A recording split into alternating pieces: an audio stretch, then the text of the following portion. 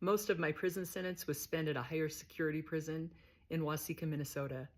Minnesota is cold in the winters are long, summers are short, and I love sitting in the sun.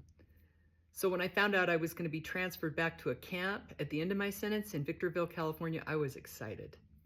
I arrived at the camp on January 15th, and every morning I would go outside and sit in the sun just to feel the sun on my face. I've seen a lot of movies that make prison look so hardcore and mean and rough, but when I see a movie of a bunch of people packed in a little small space, I think, man, those people are amazing to be able to get along as well as they do and connect and support each other. I just see it different.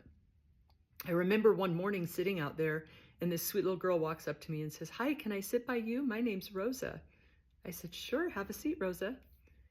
"How are you?" She says, "Oh, I'm good. I just got here. Do you think they'll give me a job picking up garbage for recycling?" I said, "I'm pretty sure they'll give you that job. That's a crappy job."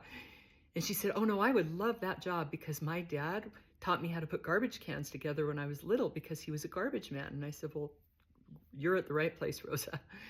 I said, "So why are you in prison?" And she said, "Oh, I gave somebody a ride that was illegal, so the judge had to send me here, but he was really nice." And I was like, what in the heck?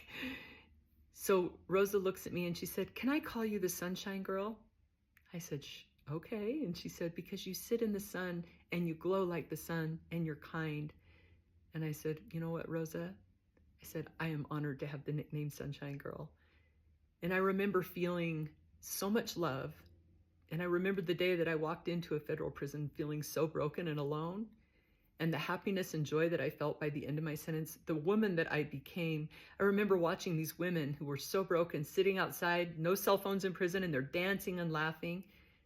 I am so grateful for the woman that I became as I walked through federal prison.